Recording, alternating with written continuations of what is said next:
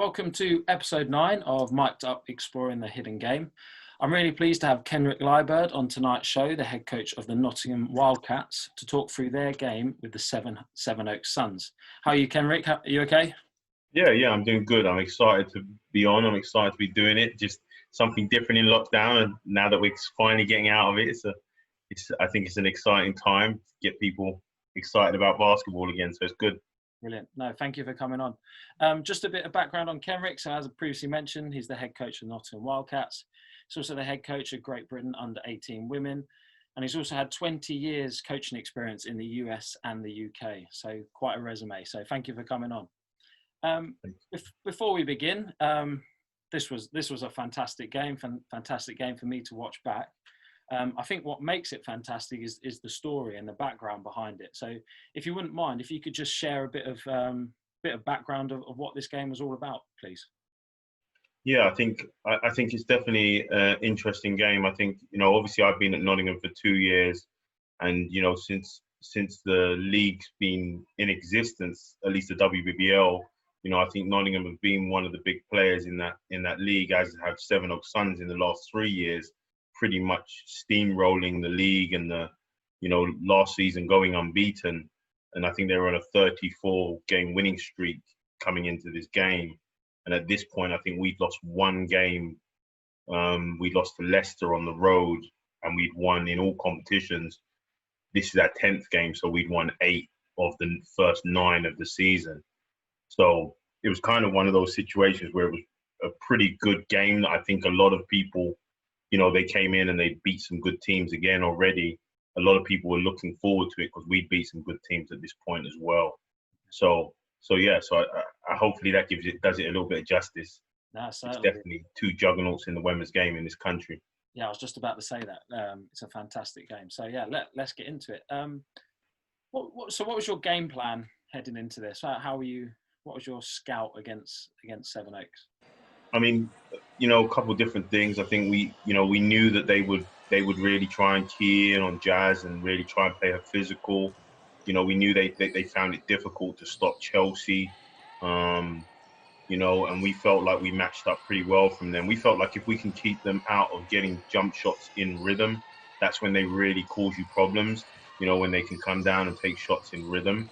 And we felt like if we were there on the catch, not taking away driving lanes, forcing them to shoot contested jump shots outside, like you see there. She hits it, that's a prime example. That's a good shot for what we want to do defensively, and she hit it anyway. She's just obviously come out of Minnesota, and Spanish kids shoot the ball really well. So, I think that was a big part of it. We knew that we were going to cause some problems. Chelsea and Jazz are tough to play. Chelsea's tough. She's so dynamic with the ball in her hands. So we knew that they were going to have real problems guarding us too. So, that was kind of the game plan going in. And we knew that they were going to try and beat us up on the inside, and we weren't going to allow that. That wasn't going to be something we allowed. So we wanted to play physically and, again, force outside jump shots and limit them to one shot, not give second shot attempts. So, that was another failed job there. Well, you did a fantastic job on the board. So you out rebounded them by 11. So that certainly paid off. What did you talked about briefly what Sevenoaks had planned against you? What can you expand on that a little bit? What did you expect them to try and exploit that you might have a weakness? Well, I think that they do a good job of being so versatile that they can post up kind of everywhere and cause you problems everywhere. So their versatility means that they clog and they play really physically, because they don't mind switching things. We've got a couple dynamic kids like Simone that can get downhill on those actions, but they don't mind clogging things up and making it difficult for you. And then they kind of try to own the paint with physicality at times. So I knew that was going to kind of come. And Jazz had done some, she'd been dominating at this point in this league this season. I think she was the leading scorer in the league. So, with Jazz joining, people were doubling, people were trying to figure out ways to stop them. And, we talked a week about, they're going to come and they're really going to bang and hit, really. So you'll see later she starts to step out and shoot shots because, if you look at that play, she catches underneath, there's going to be some contact. They're going to try and make things difficult for her. So we knew that was what they wanted to do. And then on the offensive end, they want to, use their physicality to their advantage, post mismatches, stretch you out, shoot the ball. They got loads of players that play pretty well in one-on-one, whether it's mid post, low post, or wing catch. And they run that shuffle put double staggers action, and it causes you problems as well. But that's what they are, a physical, versatile group, and that's kind of, in my mind, how they've kind of been really successful. So we wanted to counteract that by some of the things we did. So you're on defense right now. What are you looking from the girls? What are you looking for them to do? Again, we want them to be there on the catch. We want them not to allow a drive to the baseline, to the basket. We want to shut down the middle of the paint. We don't want to give up catches like that. I think what we did in the first half of the game, it was interesting. We had all these matchups, and we wanted to do some different things. We had been trying to play Jazz on different people. She was leading the league in blocks, and she was starting to shut down versatile defenders. But in really being honestly, my matchups probably were incorrect. And then, we talked about it at half, and the players talked about it, and we changed some things in terms of matchups. And what that meant was, one, I think it was the first half we did, or maybe midway through this quarter, and the matchups changing really helped us guard a little bit better and apply a little bit more pressure on the ball, and while still containing and not allowing the paint. So, and we don't want to give transition points up. You can't afford to give transition points up to Sevenoaks, because you look at them, they run with everybody. There's a rhythm shot from Kat Carr. She catches and attacks and pulls up in rhythm, and you're in real problems there. Mm-hmm. So what are your thoughts early on? The Suns are on a bit of a run. Are you tempted to call a timeout at this stage, or is that a little bit too early? I get a lot of stick from people, man. I'm not quick to use up those timeouts. I'm very selfish, very greedy. I want as many as I can in late game situations. And and we've got players that can figure stuff out. So at times I make mistakes like everybody else. I think I make it too reliant on a sub. And look, and I'm not unhappy here. I'm not unhappy that we're able to get shots. I'm not. I don't think they've done badly. I'd have to see 2, 3 bad plays in a row. Like we said earlier, they shot contested shots over the top. We don't think they can beat us shooting contested shots over the top. So I'm not panicking. And we're really hard to guard in that situation. Mm-hmm. Any time that we get to run and play and open things up, we're just as tough to play as other people as well.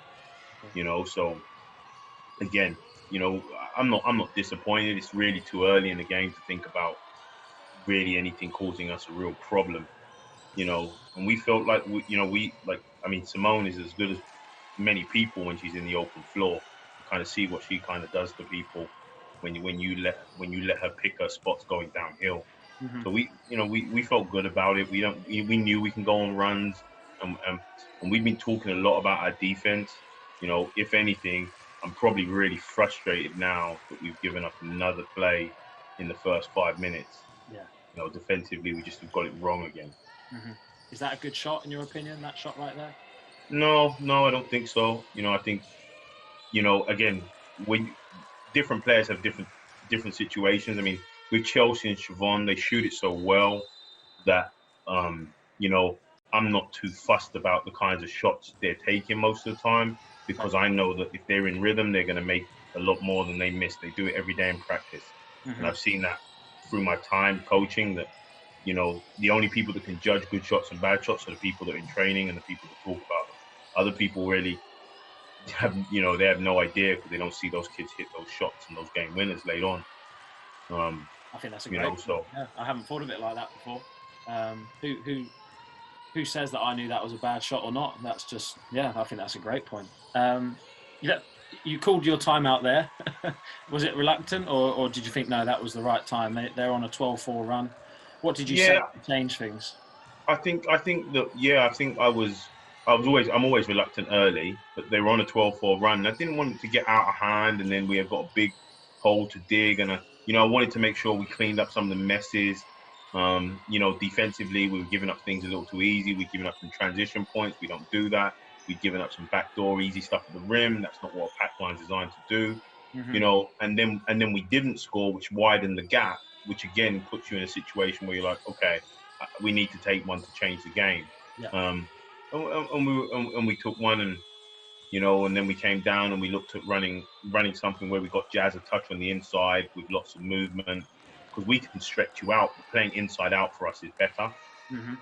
That doesn't mean we don't want to shoot quick ones on the break, because we do. That's how my teams play. The players decide on the shots they take, and we work with them. Um, but but but we wanted to kind of get her a touch, you know, because they were starting to open up. Okay. You know, here we run Siobhan or something. You know, we get another inside touch. You know, and now we know that, you know, Terry's going to make a play going to her left, because that's what she does. It's a tough finish, yeah. Well, your timeout definitely worked. You went on a 14-12 run to finish the quarter. And what I noticed as well is Suns were really getting late into their shot clock, and taking rush shots at times. Is that a target you have for your girls, to try and get teams late in the shot clock? Yeah, we want, you know, we really want to be good defensively. You know, like you look like we want to cause you real fits defensively. Okay. Like you look at some of these possessions, and we don't want to give up comfortable shots. Frustrating that we gave up an open one after working that hard, but Mm-hmm. you know, we don't want to give you open shots. You know, we realized, you know, a couple games after this, we had some injuries and some different things, and we just lost some close ones. We didn't execute in some late game situations, and we was probably feeling sorry for ourselves after the start we had, you know, and what we looked at was how that like, if we kept you under 70, we didn't lose. Yeah. When we last season, you look at the numbers, when we kept the team under 70 points, we didn't lose. Mm-hmm. So it was an easy sell for me, and that we figured, like, we always do an assessment of all of the numbers, like a mid to late point of the season, when you need that kind of, okay, let's understand the statistical anomalies that might be there, or statistical patterns that might be there, the correlations. And one of the correlations for us, the only real correlation for us, was if we didn't let them score 70 points, they didn't beat us. Yeah. And that's a pretty simple one for me, because we've got 70 points within our roster, Yeah. you know? So, you So know, within timeouts and quarter breaks and half time, are you saying to the girls we're on course to keeping them under 70? Is that a way of motivating the girls? yeah. You know, we look at periods of play, we look at segments of the game. You know, like you'll see at times, like, I think this was definitely maybe later in the season was one of those games where it was kind of a big deal, and we had given up something like 23, 24 points in the first quarter. And Mm-hmm. we did this game, I think we were 25 in the first quarter. And, you know, and I'm saying to them, you know, they look at what they're on pace to score. Yeah. We're not going to beat anybody if they score 100 points. Mm-hmm. We haven't proved that we're, don't get me wrong, we could play that way and score some points, but that's not the way we play. We're tough, we're hard nosed, we make plays. We don't worry about the shots we take, because we get stops. Yeah. You know, so if we can't get stops, then that's a real issue for us. Mm-hmm. Oh, great, thank you for that. And you're talking about stops a little bit there. Do you spend time in your practice session knowing their sets? Are you aware of what they run? Well, I mean, you know, with that Suns group, you know, with Len, I mean, some people do different things. Some people are consistent with the sets they take. Some people are, you know, they're going to reevaluate, or try and kind of like trick you with the stuff they do. Um, you know, here we make a difficult plan and we come back and we get a score. You know, with these guys, we knew that, like, that sometimes they're going to run that shuffle cut double stagger. So we talked about how we would guard that. We Mm-hmm. talked about what situations we would be in. You know, we know they like to pass and cut and isolate their tweeners. You know, in Janice and in she just made that basket and I forgot her name. That's really bad. I apologize already. That's okay. Effie. Yeah. Is it Effie? Yeah, I think so. Yeah, or Ife. But yeah, so we knew that they were gonna cause us some, you know, issues. You know, and again, there's another hard foul on Jazz, or at least a tough foul on Jazz. You know, we knew that was coming, when we weren't concerned with that. Mm-hmm. Um, so we know their personnel, and we know the kind of actions and tendencies they're going to run, and we might concentrate on that week. If instead of guarding a million ball screens, we might guard a stagger. Okay. Instead of, if they're a team that are going to go late handoff, or we might work in our session on post up stuff. But we really only would spend a little bit of time looking at, in terms of strategy, you know, one day, in terms of they'd already have known that, like, I'm just reinforcing what they know because we'd have worked on it all week. Okay. You know, I might know it, my coaches might know it, some of the key players might know it, but we're not drilling it all week. We're just talking about it late in the week, and they've already prepared for it. Okay. You know, everything this was about was, get tight on Cat, make sure that's the kind of shots you want to take him. Yeah. If you can make her take that over the top, and then Chelsea just such a good rebounder, and in the open floor, she's just a problem to guard. We don't get that one. And again, I think at times, you can feel sorry for yourself when you're playing against top teams. You think other days in your home gym, you're going to get some contact ones, you're going to get some easy ones, and they don't go your way. And again, we weren't taking control of defensive end. You look at us now; we're just trying to outscore them. Yeah. And that's not good enough for us. Okay. On the next possession, thank you for that, by the way. That was fantastic. On the next possession, I believe you run 4 high. Yeah. So if it would be possible, if you could just talk through that would be great. Because I think you ran it a few times and worked quite well. Yeah. If you're all right. I mean, when we were in the Euros, a lot of people are running like that, the back doors and misdirection and looking at like. I spend a lot of time in the States, obviously, so I like the idea of like quick hitters that can kind of. I like being able to play with freedom, but I also like on the sideline as a coach being able and having my point guards have those moments in the game where they can kind of control where the ball goes based on the hot hand or based on the matchup or based on the time and score, or like we want to be able to get things for people in different ways. 4 high was an effective play for us because we had 2 players at the high post that could both play out of that position. We had wings that could cause you problems on the dive when they cut, when they backdoor, or even with Simone, she was a really good post-up player. And then we would run our point guard off the flare action because we knew that would cause people a lot of problems, like because they would have to spread and guard her. Okay. And then you've got a 2-man game on the other side, and then we see what we get, and then it comes back to our guard. So that's kind of what we're looking for.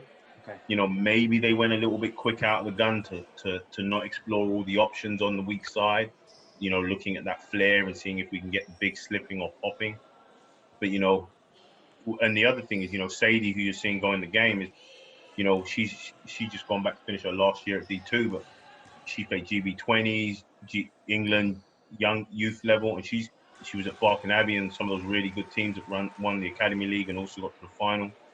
And she's just a great passer. She's just a great passer of the ball. So we try to kind of think about, all right, how do we get the ball to people we want it to be in? How can we keep it in Siobhan and maybe Chelsea's hands late, maybe Simone's hands at times when you really need a score, in the middle of quarters when you're not looking for a play. And then also the same thing that, getting into the best passer's hands, a pass then another pass. Okay, great. Again, we're looking at double now, and she's kind of just isolating her guard. She can make those plays, man.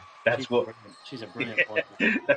That again is one of those situations where you're like, okay, do you love every shot she takes? No, but she's gonna have the freedom to take the shot she wants to take because she's earned that and she's done it time and time again. Yeah. Not just here in the NCAA's, Division 1, at Division 2, she scored the basketball.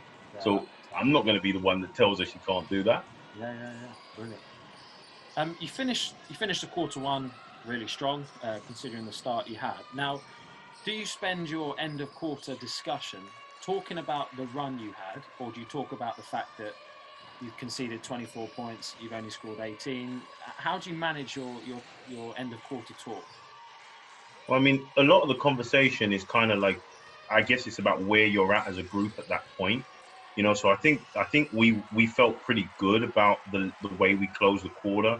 We felt like we had settled ourselves on offense, wanted to take, shots where, on our terms a little bit more, run if we have something, if we don't have something, let's take something that you can get whenever you want, and then we were just like, okay, defensively, there's some things that are causing us issues. Can we fix them now? What can we fix? So, that's maybe a conversation with the staff, maybe a conversation with a couple of players. We've got some seniors, can we get some different players going, while they're keying in on certain people? I can't remember what Jazz ended with. I think 18 rebounds. I can't remember how many points she ended with. She got 22. Got a good amount. She got 22. 22 and 18. 19, yeah. But she has a really slow start to this game as well. So that's the other thing. When you know that there's some situations that you're not gonna miss those shots all game. Yeah, yeah, yeah. You know, you're just not gonna miss them all game. You know, so here again, it's one of those situations where it's like, it's quick. Is it what we want? But again, we get back, we play defense. I would have liked to come up with the ball, but that's more important to me than us taking a shot that I would have took. You know, What are you looking for with your defensive transition? Because they're very good at reversing the ball and passing the ball in transition. Did you have a tactic for that? I mean, for us in defensive transition, we want to be, again, we want to protect the paint and we want to control the basketball as much as we can. For us, we became, this season especially, we were more concerned about trying to get more people on the glass and then getting one player home and the other player either getting to the area you see Chelsea in now, like just above the 3 point, above the half, or even to that nail to that free throw line to put a fourth player in the rebounding. We didn't get too concerned with the ball because we didn't think that a lot of people were hurting us there, and the pressure we could put on the rim, by look, you see us crashing here, the pressure we put on the rim is better, and then we've got bodies back that are going to not allow anything easy. Now, again, that's very frustrating. And I think, that's a little bit of like, we've gone up and down, and that's where we have to understand, we've got one of the most informed players in the league getting beat on, and she hasn't touched the ball for a long time. Yeah. So it's again play calling so that we get a situation where we get to create something. And Tia does a good job of getting into the lane. She's probably one of the best straight line drivers in the league, I think. You know, even though people forget because she's played 4 or 5 years, she's still quite young. She would have been on the 20 squad if they had gone to the Euros this year. Mm-hmm. So With your, you talked about play calling a little bit there. How do you manage the play calling on the floor? Are you shouting stuff from the side, or are you trusting your point guard? it's a mixed bag. It's a mixed bag. I mean, I think if you've got a traditional point guard that's what they want to do, I think it's easy to trust them. I Okay. think it's a mix between like when they're comfortable and when they're not comfortable, and how much support you need to give them to help them. We've got, we were in a situation, um, because of some rule changes and some different things, player wise, we end up we end up getting ourselves in a situation where, we only had one really pure point where we were using a lot of twos, and and we didn't expect to have that, and then we had a couple young kids get injured, so we got ourselves in a situation where, some of our point guard play needed more support because it was either really young or it was an off guard trying to play the one. Okay. But even in those situations, we're talking a lot about what they feel comfortable running, what they can do out of our early action system stuff, you know, what that looks like, and what we talk about that because I want to give them control. Mm-hmm. Okay. So you're struggling for offense a little bit right now. Are you thinking, all right, I need to make a change, I need to make a call, I need to make a sub? How do you overcome struggling to get offense? Do you try and put your best two players in a scenario? I think yes and no. I think again there you try to control what you get out of the look. See if you can get a situation where you're going to get something positive for your team. If Okay. you struggled, if you haven't scored for a few possessions, you have to take into consideration what's happening at the defensive end. Are you having to walk the ball up against the half court team all the time? Okay. Here we needed a score, so we went to an out of bounds, and it really didn't do that well with what we were trying to run. But Tia comes out here and makes a play, Mm-hmm. and we're able to get ourselves to the foul line. Okay. And I think we know that we can do stuff. Like I know I can create an advantage somewhere, or I can identify an advantage somewhere. So it's whether the advantage is with our top two players, whether the advantage is with somebody else. Whether we've been inside, they pounded, maybe we need to stretch it and get our shooter off an action. Maybe we need to get our secondary big off an action so that she gets to exploit some space. So, that's where maybe I'm taking a little bit more control in terms of play calling at that point. Okay. Brilliant. Something I noticed from watching this game back, it's how poised you are on the sideline. You seem very in control of your emotions, and something I really liked is you are in constant dialogue with your bench. Is that a conscious decision, or do you feel you do it naturally anyway? No, I think like everything. I mean, when I first got into coaching in the States, I wasn't used to having a bench, so I Okay. wasn't used to having coaches and assistants. You know, that's a really nice action out of the 1-4 set again. You know, where we we put it in our best player's hands or one of our best players' hands. We run the other one in an action, and then our secondary big slips and finishes with her left hand, which he does really well. Hmm. But yeah, and I've got some good people on my bench. You know, I've got I had um, Nikki who knows our club. You know, and then I've got Karen who again has knows the club as well, played for Nottingham and coached at Nottingham, and just has a ton of experience at a high level. So for me not to include those guys and and continue to see where they're at, I mean there is obviously sometimes I'm just trying to vent and I feel like they're the best people to do it. And then also don't want the bench to come in and make the similar mistakes that they're seeing. Okay. So, and the other thing is if you're not communicating with your bench and they don't feel like they're listened to or their views are heard and they don't understand, that's when the bench as a group will have a tendency just to kind of, become frustrated. Okay. But when they see, like here, like I'm talking to the official, I'm having a conversation with the official, because I don't want them to have that conversation. Yeah. And I'm just trying to see where he's at, see what he's seen, make sure my players aren't too frustrated, so they know where they're going with things. Okay. All right. Brilliant. Thank you. Um, Hopefully that answered the question. no, it did. It was a great answer. Number 22, Carr for Suns. You talked about her a little bit earlier. She's come out of the game, but regardless, I'll still ask. She's had a lot of success early. Um, how do you feel? How do you counter someone having success early? Do you change matchups, change defenses entirely? What's your go-to in that scenario? Yeah, I mean, it depends how she has the success. I mean, was the plan to have her? Did we know she was going to have success? Have we shut down other components? That means that even her success means we're still in the game.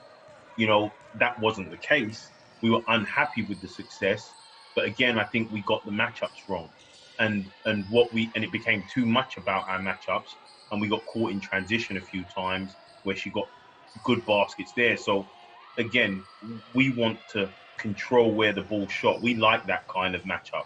We're not. We've got a physical post that does a good job, and again, that's what happens when you've got a great rebounder. When you've got a great rebounder and you shoot the ball with freedom, a great rebounder is going to rebound the ball. She had You 7 know, offensive rebounds. yeah, She did you well. know that. But yeah, so that was kind of what we were thinking about. We were looking at the matchups and we knew there was something wrong, but we couldn't get our finger on what was wrong. And at half, when we changed the matchups, I think you saw a drastic. I think it was at half. We put Simone onto Cat, and that created where we thought Cat was going to have problems with Jazz's length. Yeah. It meant that. And the other thing is because we were switching ball screens, Jazz is usually the one switching onto the ball screen at the end of the clock, which causes you real problems. Where now they were screening and she was getting a smaller defender that she could shoot over. I see. So there was some tactical things that again, admittedly, I probably got wrong, thinking I'm too smart for my own good, and had to make some adjustments. And also the players talked to me. They were just like, "We're getting her in this situation. Here's another. That's a really good action that you saw that they played that rule. We're switching the screen. The ball gets reversed. We have, we have to have ferocious ball pressure to deal with that action because they can shoot the ball outside, and we're playing over the top of the screen. There needs to be some assistance in that situation, and often that's going to be real good ball pressure. And Janice can play. Janice is one of those players that really can cause you problems in a lot of different ways. Hmm. And I think that her coming back into Nottingham was always going to be an interesting game, for her, Hmm. and for us too. So, and especially the year she was having. Oh, brilliant. Yeah, thank you.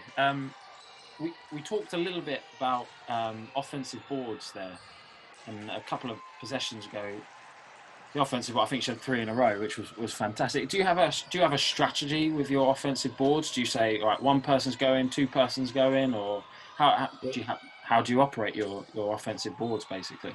Yeah, I mean, our 4 and 5 are pretty much going to go all the time. Okay. What we say is our 3, we would prefer our 3 to go, who's a long kind of wing type player.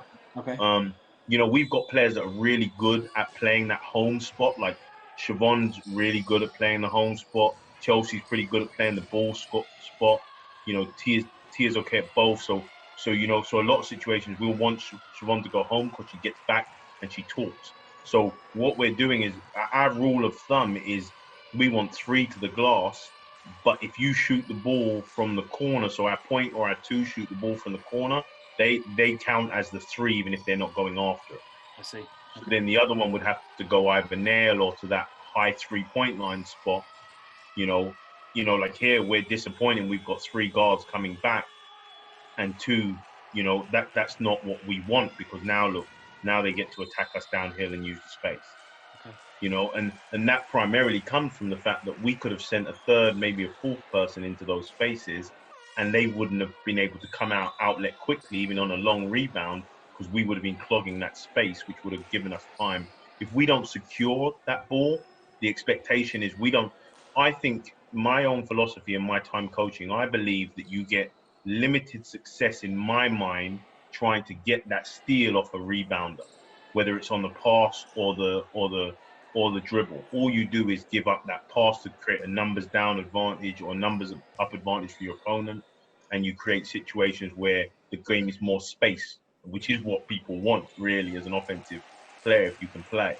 So for me, if we don't secure that thing, we're getting back. The other thing we do is we make sure people go as the player. I saw this at Vanderbilt a long time ago. When the player's getting into their shooting action, you should know your teammates. When they get into their shooting action, you should be making your movement to whatever you go to. And we talk about that a lot with all of the teams that I work with. And we don't really rep it that much. We rep who goes and when they go, but primarily we score it. We score it double points if you get offensive rebound at times. But if you score the points after, sometimes we give you points for offensive rebounds. Sometimes we're -1 if you give up an offensive rebound. We just use it differently in different days, so people know we value it, and it's worked for us. And I mean, it helps that we have one of the best rebounders in the US. That she was one of the best rebounders in college coming in here. Terry, who was called up for the Slovakia team during the year, she's a great rebounder too. So and again, our guards rebound the basketball as well. Chelsea's one of the better rebounders in the league, even though she's small and quick. She still is able to get on the glass all the time. I think she had 7 this game, maybe.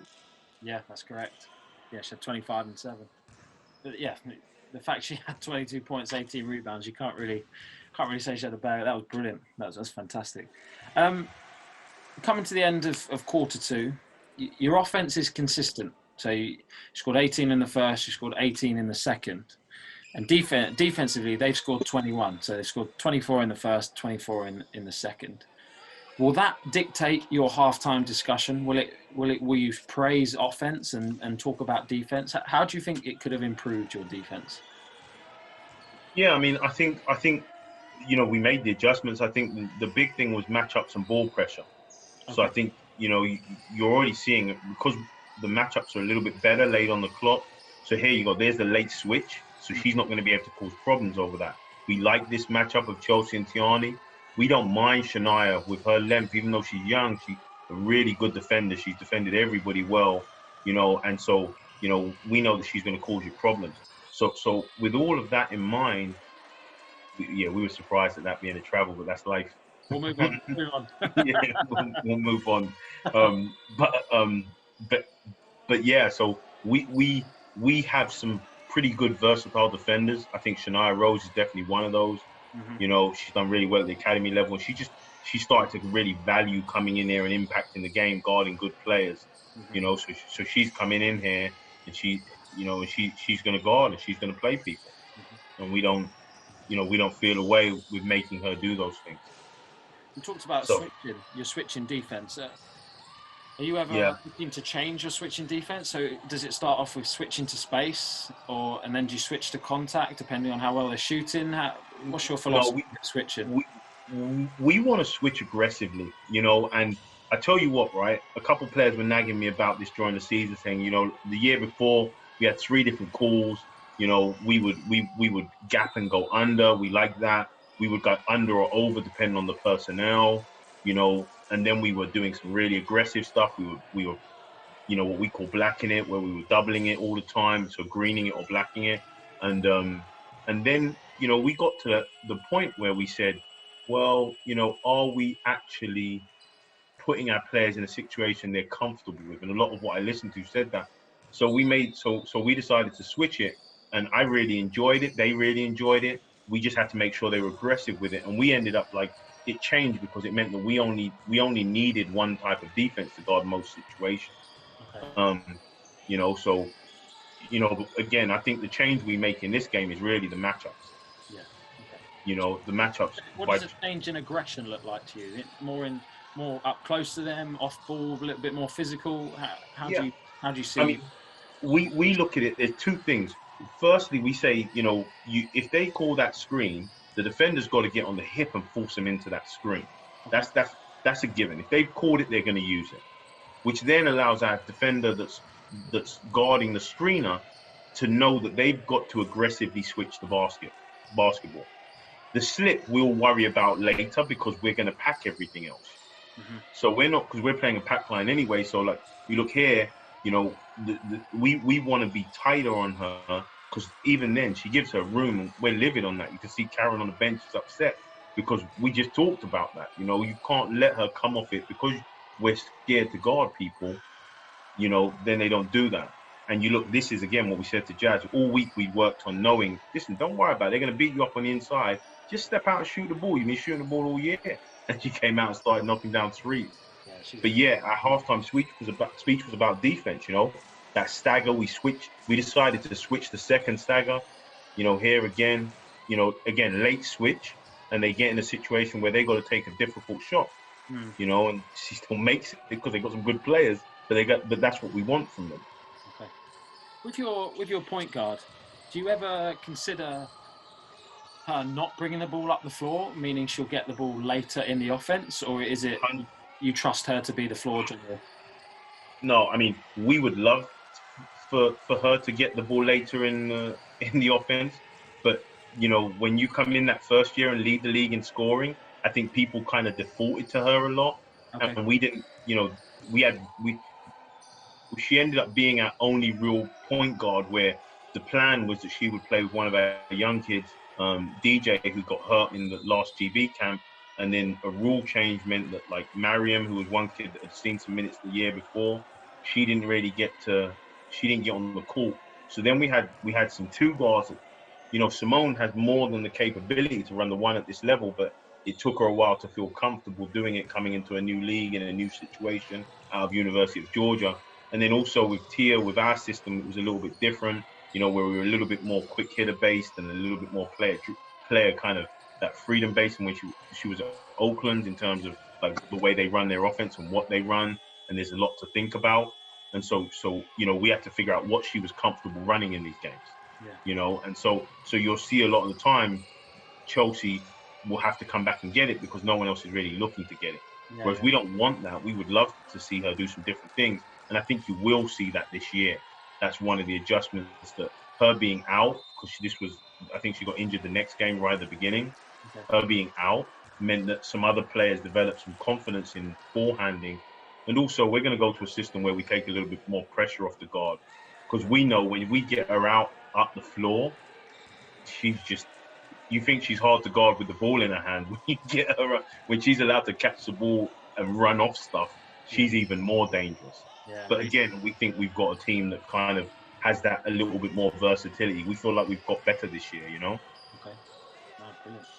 You on that last play, you fed the post, and what are you expecting the girls to do off a post entry? Are you looking for cuts? Are you looking for flare action? What do you want from the girls? Sometimes it depends. It's a lot about reads. We want them to relocate based on their defender. So it might be a cut. It could be a relocation. It could be a flare screen somewhere or a down screen on the weak side. If we want them to isolate the player, we're dealing with players that have had a lot of experience and been in a lot of situations. So my goal is to get them to play off what they know rather than like worrying about what I want. They know how they make plays. Siobhan was a point off 1,000 points. Chelsea and Jazz have scored a bunch of points. These guys know how they get shots. My goal is to get them just thinking and talking and communicating. And to be honest, that's what Suns do probably better than most. They do run some actions, but again, they look for situations where they're in advantage situations, like that with like a cat car in a post up. But Siobhan matched her and made it difficult for her. But that's what they're looking for, and they're pretty good at that. So with the switching, if there is an occasional advantage in the post for the Suns, are you looking for the girls to get quickly into the pack line to try and help that post player out? Yes, I think so. I think for the most part we want to be in the pack anyway. Okay. So we're smart enough to know if the ball's on the weak side, this kid's not killing us on the opposite side. So even if we would want to be in that help side regardless. You look at Tia and Siobhan now on that weak side, and they're thinking about and looking at where the ball is. We get a little bit overly aggressive for a late clock situation here. Again, they're not lighting us up because we're playing good D. That's what I'm saying to my bench. We're making mistakes. Yeah. We're flying at a ball we don't need to fly at. We're trying to steal the ball late in clocks. We don't need to steal the ball. When we're really calm and disciplined, we're very good. Mm-hmm. This is one thing we realized late. Like again, Tia, very good downhill. But again, we're looking at something late clock. It's not the kind of shot we want to take. The Jazz has to take it because of the situation we're in. Mm-hmm. Okay. I'm just wondering if it would be possible to just share what's it like having Shumpert on your team. What's the impact she's had on your program? Yeah, I mean, it's hard to just say as an impact because I came in when she came in. Okay.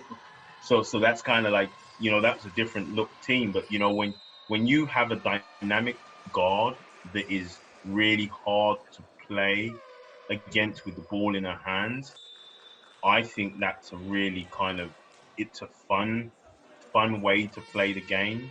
Mm-hmm. And I think that it means that like our group have so much confidence in the late clock situation Mm-hmm. because we know that we can put it in our hands and pretty much 8 to 9 times out of 10, she's going to get what would be, for most people, a difficult shot, like she's going to get something, because she makes good decisions. She can handle the ball.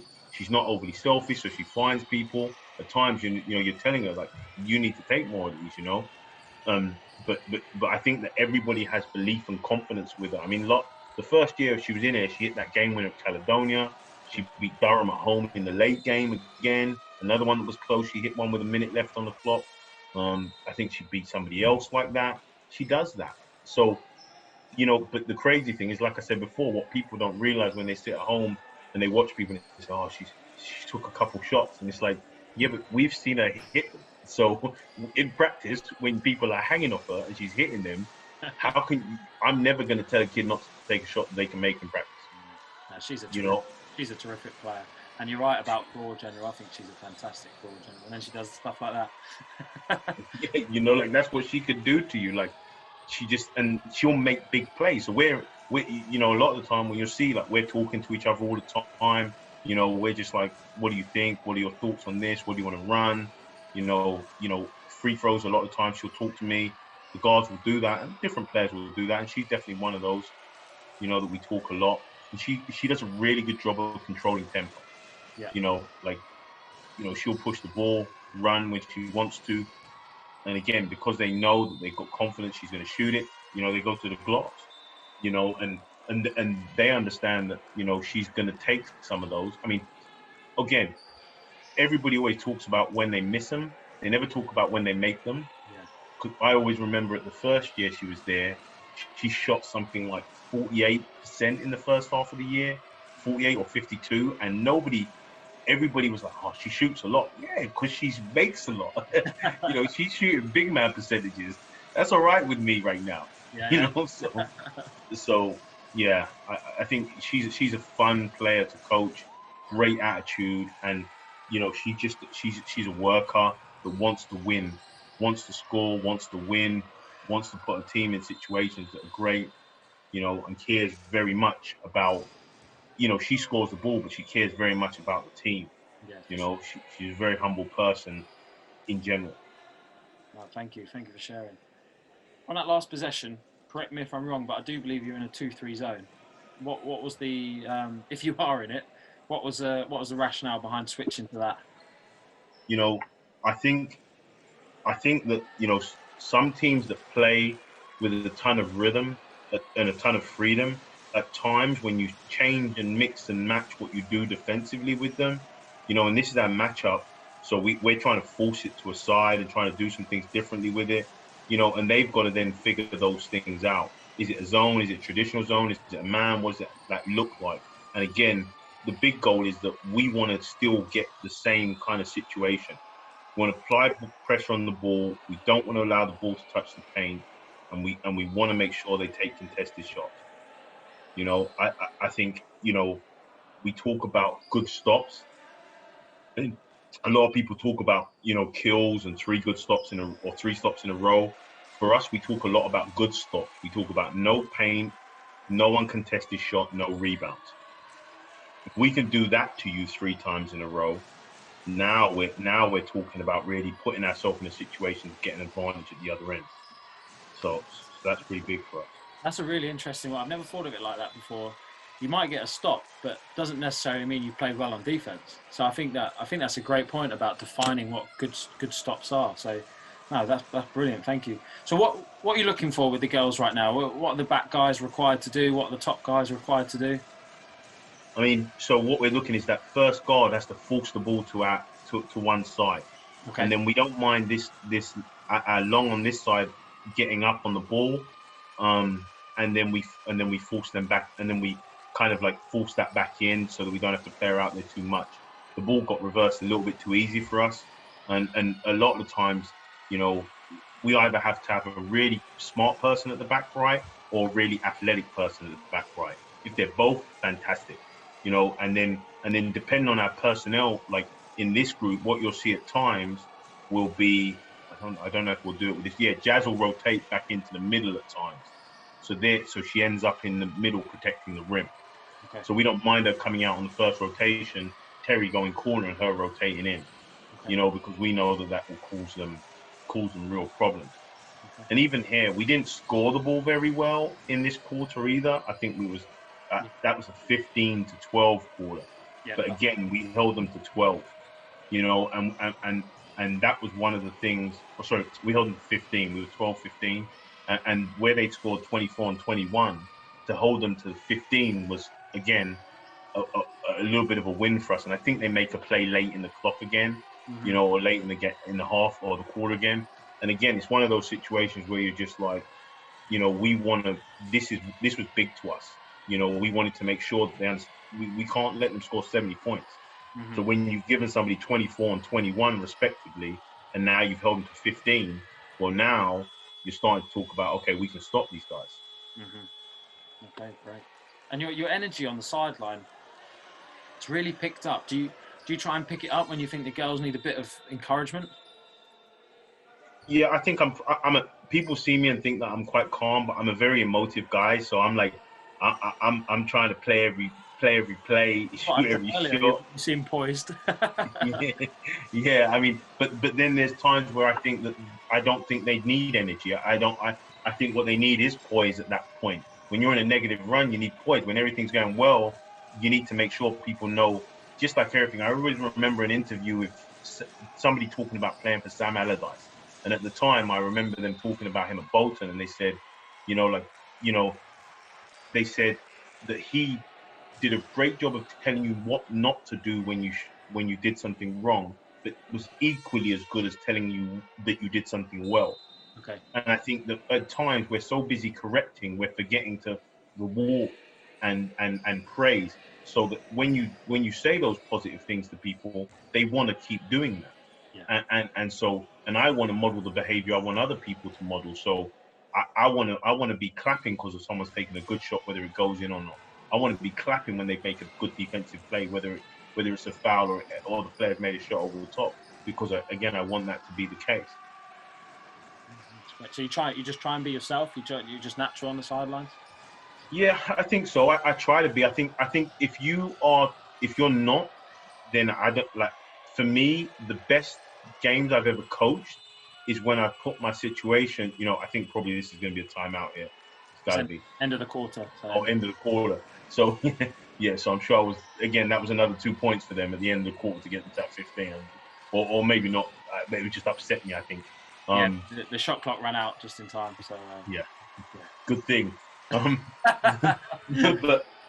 yeah, I think I try to be natural. I think if you are locked into a game, you often don't notice anything else. You hear the stories about like here, I'm trying to make sure that they're up in them now. They're more aggressive because that's what we agreed to do.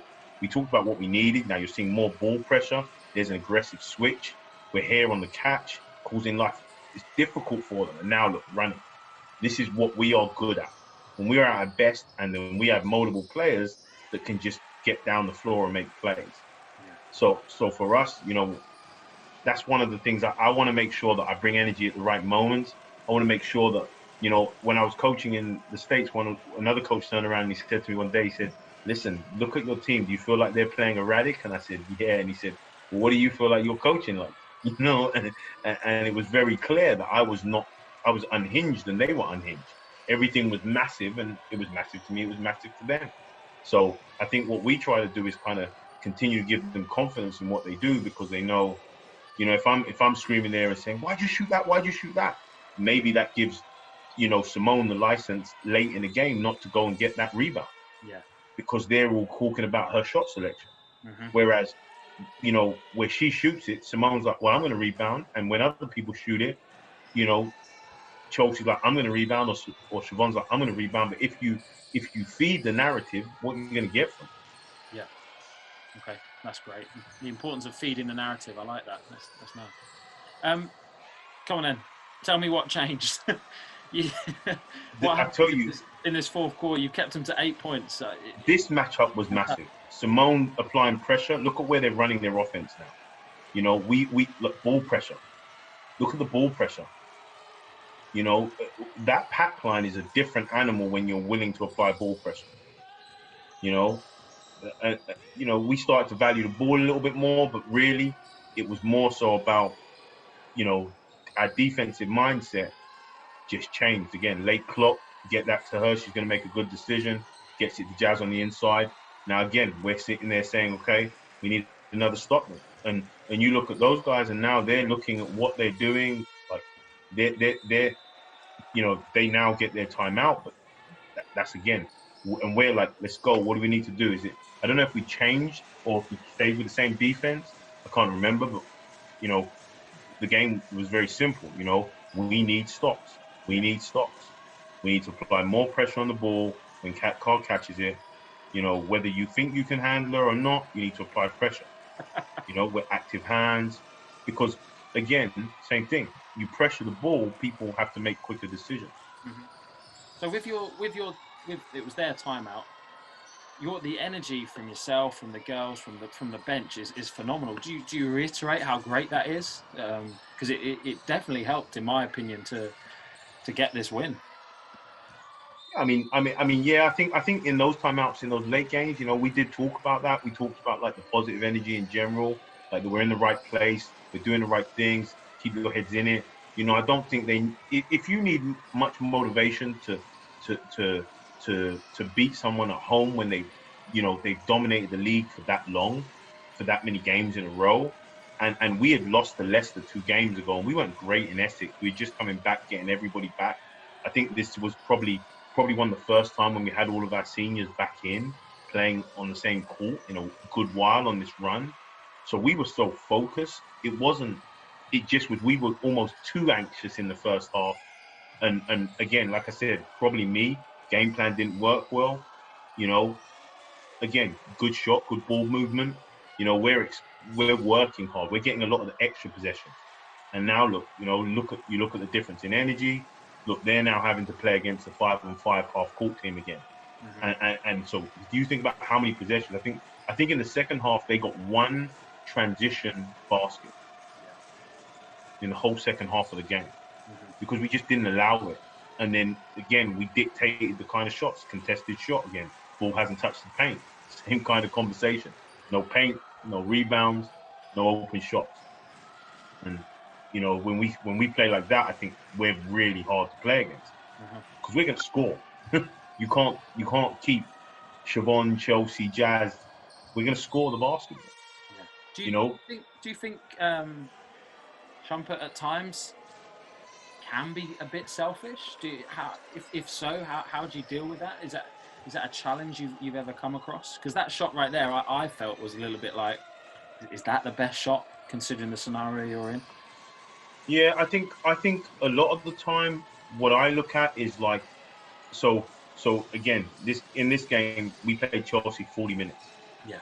You know, when I start to see when people are taking tired shots or making tired decisions. So it's not the kind of situation as much, you know, as it's a tired decision. So now maybe I need to control the next decision. It might still be her number. Is this why you make a play call right now? Is that yeah what you're on about? Yeah, because we haven't got what we'd wanted out of it. So let's get something that's a little bit more controlled. I think here we're going, what are we going? 70. Yeah, we ran that all wrong. So whatever we did run, we ran really wrong. so you know, but again, that was because we weren't organized, you know, and again, we just needed to slow down a little bit and take one. And I think that comes with, if you're going to play somebody and ask them to pressure the ball and lead you in scoring and playing them for a full 40 minutes, I don't think that's optimal, and they're going to take some tired shots. And I think that's what you saw, that, you know, tired decisions. So then you have to kind of work with them to say, all right, because that's not the decisions they want. They're not thinking, I need to score, I need to score, I need to score. They're thinking, well, we need to score, but it's getting late. I'm in this situation. You know, what do I call? Now I've called this. I've got to get it off. You know, and it kind of it spirals. So that's when you have to take control and say, okay, let's call this action or let's get this action. But again, we're playing so well defensively right now that we can't make a big deal out of a bad shot. Because if we make a big deal out of a bad shot, it becomes, people start getting frustrated on defense. Like that play she makes there is fantastic, and we make a mistake on the weak side. She does a good job of stopping the gap and recovering to contest the shot. You know, so again, it's the same kind of things. That's probably why you see a timeout. That couple, we don't take a great one down there. We then don't run a play that we want, and then we come down and make a mistake defensively. That's too many errors. So again, here now we're looking at Sadie's hands, you know, getting back to Simone now, you know, with the handoff action. Now it's late clock. You're always going to see it back in Chelsea's hands in the late clock. That's what we asked about. Yeah. You know, and, you know, again, it's not what you would want, but we put her in that situation all the time. So and I always say to people, it's really hypocritical if you're going to put a player in that situation. Say, yeah, it's all right, you take that all you want. And then when they're missing some, you're like, oh, it's a really bad shot. You know, and so, and again, for me, I think that the best teams, I mean, you look at, this fly trying to get me, the best teams, you know, they often have players that take some interesting shots, you know, and they're the players that get to the foul line, they make plays, you know, like, you know, they do that because they're brave enough to take some of those shots. So I don't stop them from doing that. All right, 3 minutes 24 to go. You were down 12 at the third. You're right back in it now. What are you thinking? What are you contemplating? Well, we're looking at, again, I think, I can't remember what the exact score is now. Is it 64, 62, something like that? That's right, yeah. Yeah, so we know we're in it. You know, we feel quite good in late game situations when we don't have foul trouble, when we weren't in foul trouble. So it's like now we're thinking about, okay, what are we going to run at that end? And are we happy with our defense? Obviously, we're happy with our defense because they're not getting anything off it, really. And we don't have anything to panic about what we've seen defensively. So now it becomes, okay, what do we want to run? What do you look at? What do you want? What do you think we can execute? That's kind of the conversation we're having now. What does she think we need to do? This is what I see. What do you see? And then together we look at where we go from there. And then again, here, same thing, having that conversation with Jazz, maybe changing the matchups, maybe putting people where we want them on the offensive end to get what we want out of the shot. Like, can we manufacture that and find a solution? So we've gone 73 or 7 across, I think, and looked for that inside touch. And we know that we've got Simone who's going to be able to go and make some plays. And she's a kid that can do that as well. You know, so we don't mind getting her that ball, especially in the middle of the shot clock. She's really good at that. And then we just have to get back to saying, okay, bread and butter, ball pressure, get stops, make sure we're communicating. That was one of the other big pieces. We talked a lot about communicate. You know, because if we do a good job of communication, we're not going to give up easy looks. Mm-hmm. And we weren't talking in the first half. It was like a dead silence game. But as the game went on, we started to talk more. And what's this set right here? You ran it a few times. This was our double, so we're trying to pop one and post one. And, you know, at the beginning of the season, we posted Jazz, but we knew that they were going to hit us. So I said to her late in the game, we talked about this. That's all we worked on in individuals, me and her that week. Pick and pop, because they're going to try and pound you. They're not going to be ready for you to do that. You know, and again, we were rewarded by the fact that she's, you know, brave enough to go take those shots. You know, here's Kat trying to post. We don't overhelp. We don't go with everybody. We never double when Jazz is in the post with people. You know, we understand those things. And again, we put ourselves in a good situation. You know, here, where are we going? I think we're going Maple State. We don't talk about that one. Yeah, just how we grew up, right? At the end of a shot clock, are you encouraging the girls to trust the set, or at times you like, all right, best two players, let's get in a pick and roll? How do you manage the end of a shot clock? This is a team where we have a pick and roll or a horns action, handoff action, or fly, some kind of action because of the personnel we had. If we had a team that were always together all the time, and maybe we're a continuity-based team or a team that, you know, really trusted, you know, because of the time you got on the floor, maybe they can finish through the sets. Sometimes we have, but primarily, you know, we trust the people rather than the system. Okay. Put the people in good situations, you know. Here we're running 71, which is an ISO for our guard. On the opposite side, we don't get anything out of it. But then late game situation, again, put it in her hands. She's going to make a play. And, you know, if you shout at her because of the early ones, she probably doesn't make that play. Yeah. No, and that's my belief. That's my mindset, you know, and I want her making that play more often than, like, she can have a couple bad ones if she's going to make that play 8 out of 10 times in the end, in the last 2 minutes of games. She had an unbelievable game. 25 points, 7 rebounds, 5 assists, 3 steals. You can't really knock that. 40 minutes as well. Yep, and, you know, and for her, she was just solid. You know, I mean, she'll look at these games and she'll be disappointed that she hasn't had 35 in this game, because that's what she's capable of doing to people. You know, so again, we had a good feeling about the way she was coming into this game mindset-wise. Because, again, you can be, you know, we added Simone Costa to this group. We had Terry, Sedlikova. You know, we had a couple players that, again, are going to take the ball out of your hands. So it was a new dynamic. So her response was, to get used to trying to share it with them a little bit more than the season before. But we still needed her to score. We needed her to be ready to close quarters, close late clock situations, and have the ball in her hands and make plays. And so, you know, yeah, I mean, she's a very good player. Now, there's a lot of timeouts back and forth now. How are your timeouts looking at the end game with a minute to go? You know, again, we're thinking about where can we get it in? What do we need to run? Who do we need to get it to if they want to foul? You know, what does our press break look like? You know, when we get it over, how late do we want to go? You know, what happens if we miss? What happens if we score? Maybe that's important, maybe that's not. You know, we wanted to lift her into that ball screen. You know, geez, another foul call.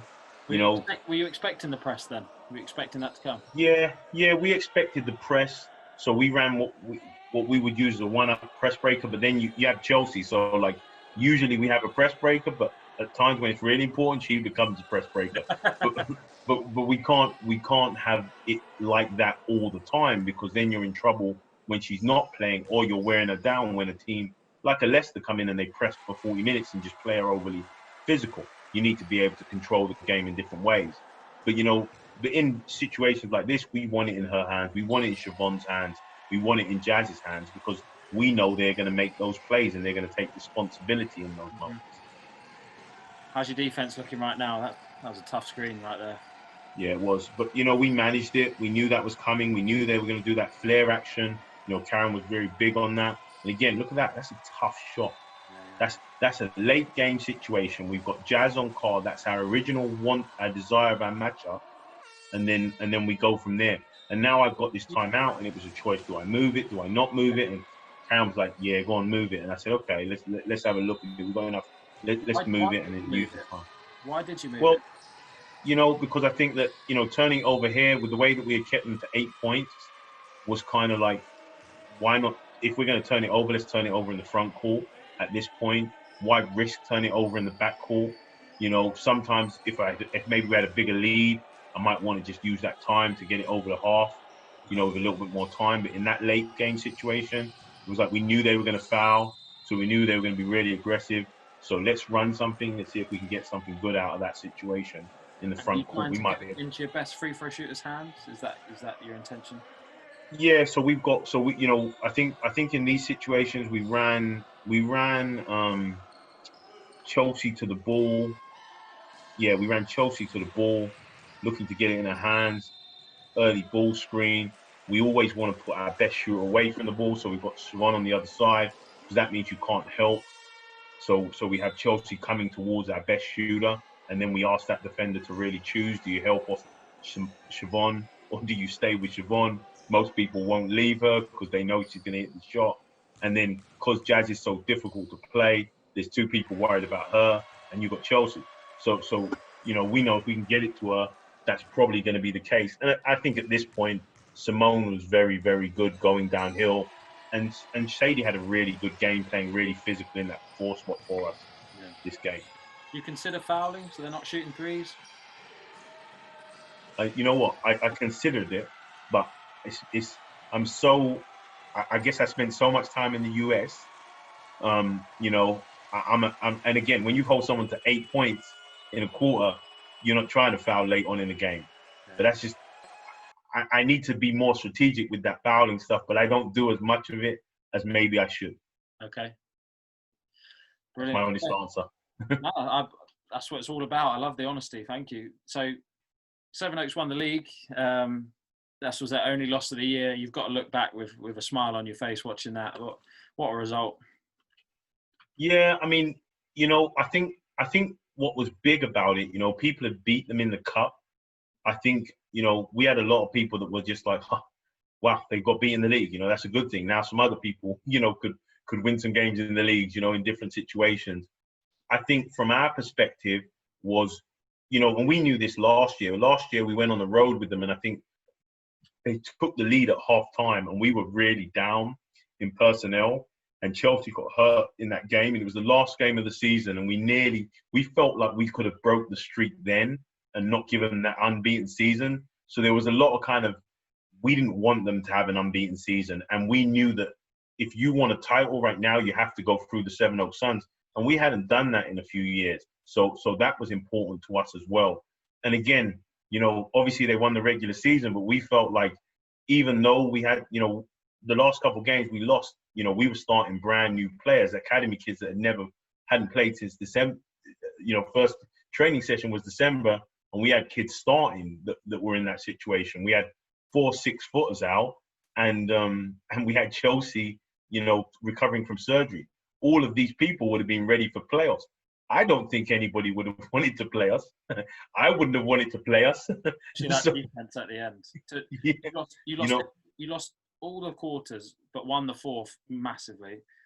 What a win! What would you say your end game reflections are? What were you most proud of?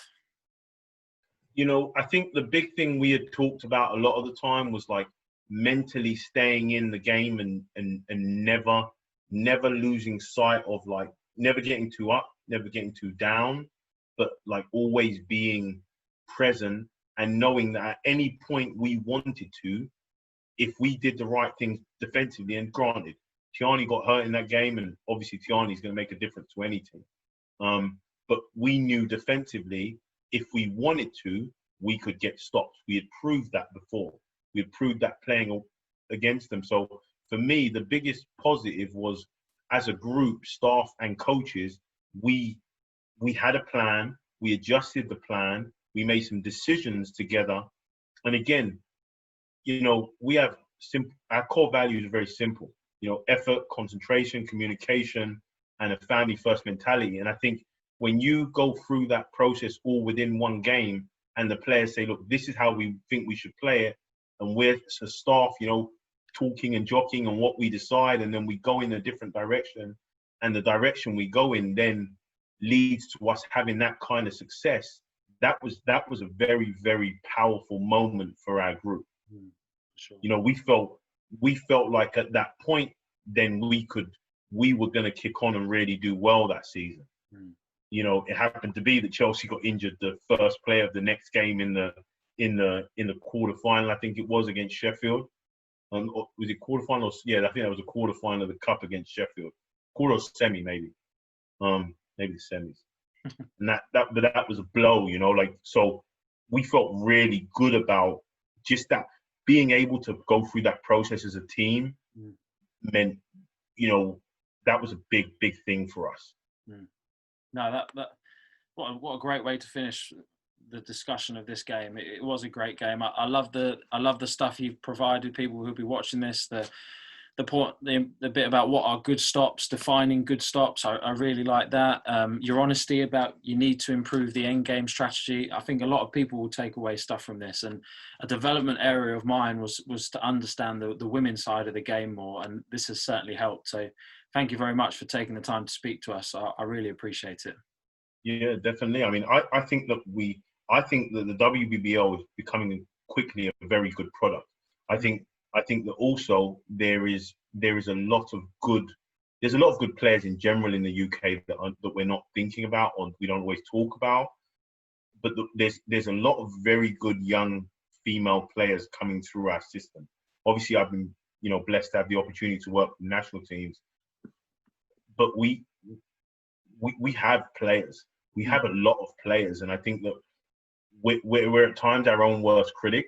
And I don't think we don't look at the game, and we are like that with every sport. You know, they're never heroes unless they're perfect. You know, and I think that we have some very, very good players in our country.